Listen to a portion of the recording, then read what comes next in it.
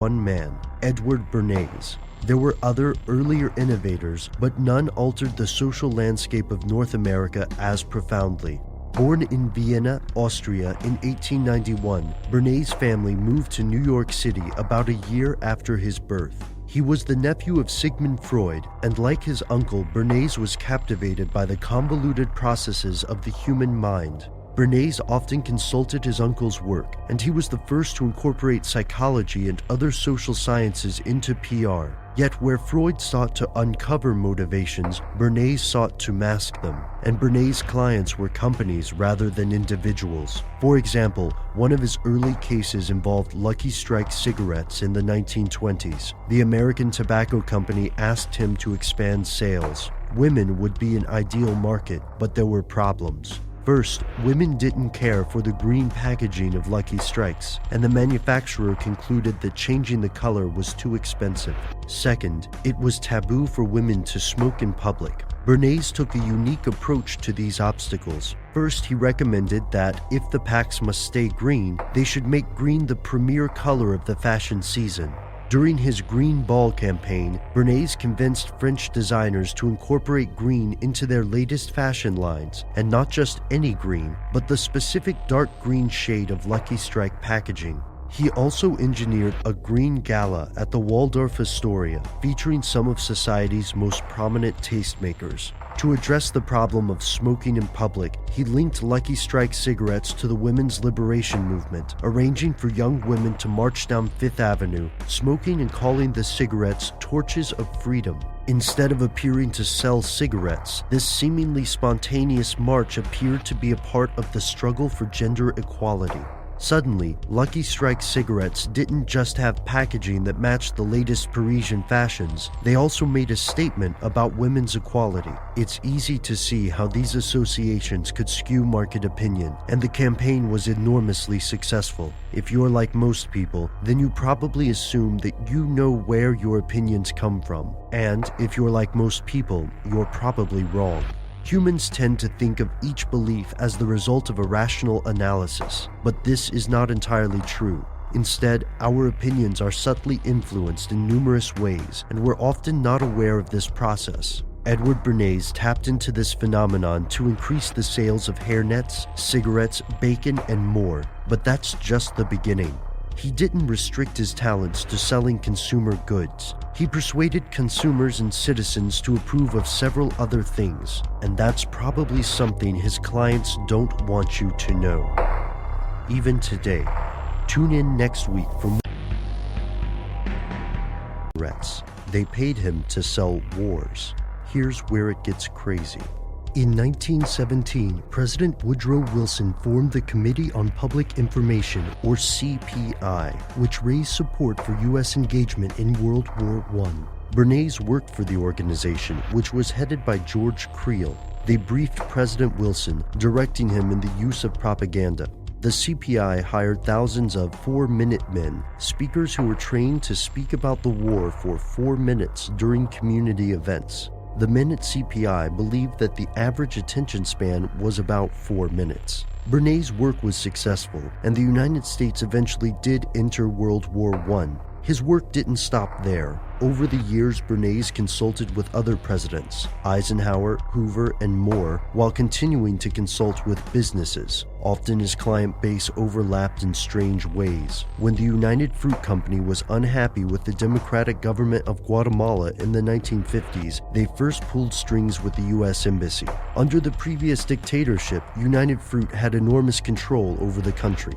They had tax exemptions, a large degree of autonomy, and controlled the country's railroad and post office. Yet the new presidents refused to support United Fruit's control of the nation. They also allowed the Communist Party to operate openly. Unfortunately for those presidents and Guatemala, United Fruit had high-level connections. Allen Dulles, the director of Central Intelligence, was a stakeholder in United Fruit, and his brother, John Foster Dulles, was Secretary of State. But United Fruit still needed to convince Congress and the American public, so they hired Edward Bernays. Bernays persuaded Congress and the administration that attacks on United Fruit were proof of communist subversion, and that President Arbenz was a communist himself. According to the CIA report, he sent correspondents from Time, Newsweek, the New York Times, and Chicago Tribune to report on communist activities in Guatemala.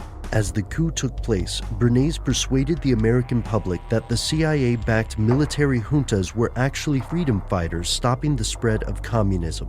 Bernays' work paved the way from the 1954 coup of Guatemala, which triggered a civil war that would last for 4 decades. By the time this war ended, hundreds of thousands had died. Bernays' work attracted several notable fans, including Nazi propagandist Josef Goebells, who based his strategies on Bernays' theories. This isn't to say that Bernays was necessarily a bad man, just very, very good at what he did. And Goebbels wasn't the only person to copy Bernays' work.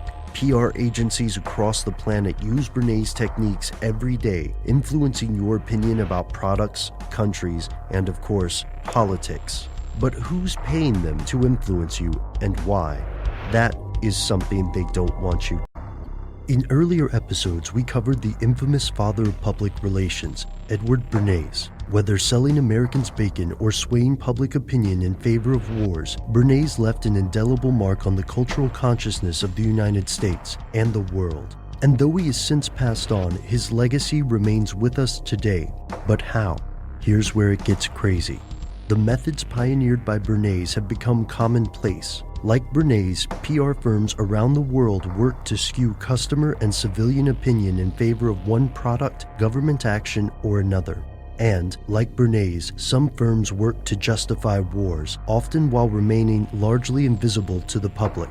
For example, have you ever heard of a firm called Hill & Knowlton? According to their website, Hill & Knowlton Strategies offers senior counsel, insightful research, and strategic communications planning throughout the world. In 1990, this firm led a propaganda campaign to build support for American intervention in Kuwait as Saddam Hussein's Iraqi forces invaded. Yet many American citizens were emotionally distanced from this conflict between two foreign countries hundreds of miles away. And, sadly enough, many Americans couldn't identify Kuwait on a map, much less identify with its people. In an effort to build support, Hill & Knowlton didn't just employ Bernays' techniques, they expanded them. On October 10, 1990, a young woman using the pseudonym Nurse Naira told the Congressional Human Rights Caucus a terrifying story. According to her testimony, Iraqi soldiers were killing hundreds of premature babies in Kuwait, ripping them from their incubators. The story hit home, greatly affecting the legislators who heard it and, perhaps more importantly, influencing public opinion. President George H.W. Bush repeated this story several times while justifying an intervention in Kuwait. As the story grew in popularity, more rumors emerged that Iraqi forces were digging mass graves for Kuwaiti children, for example. The United Nations held a public forum to follow up on this news, and this meeting led to a UN vote approving the use of force against Iraq. As the 1992 documentary To Sell a War points out, the actions of the Hussein regime were brutal enough, even without the tremendous influence of Nurse Naira's story. But here's the thing.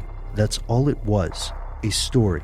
A cleverly crafted piece of fiction designed to manipulate the masses into bankrolling a war. The young woman calling herself Nurse Naira was actually Naira al-Sabah, the daughter of Kuwait's ambassador to the United States, and she had been coached by Hill & Knowlton. Members of Congress did not know her real identity. As the facts emerged, Amnesty International recanted their original support of the claims, and according to Andrew Whitley of Middle East Watch, within 2 weeks of the liberation of Kuwait, it became apparent that the incubator story was false. Hill & Knowlton was paid over $10 million by a group called Citizens for a Free Kuwait, composed of private Kuwaiti citizens and government officials. The Kuwaiti ambassador to the United States maintains that there was no disinformation campaign, though Hill & Knowlton consulted with him personally. This is only one example of how PR firms can affect public opinion. Today, over 100 years since the birth of Edward Bernays, the techniques he refined have become both profoundly effective and widespread. So what does this teach us? Of course, this doesn't mean that all PR is bad, or that all information about war is propaganda. It does, however, mean that we must remain vigilant and inquisitive when presented with persuasive information. We must question our sources. The next time you hear a politician arguing for another war, remember to ask questions, to check the sources of the claims. Don't be taken in by well-written appeals to emotion. Instead, remember to ask yourself, is there something they don't want you to know?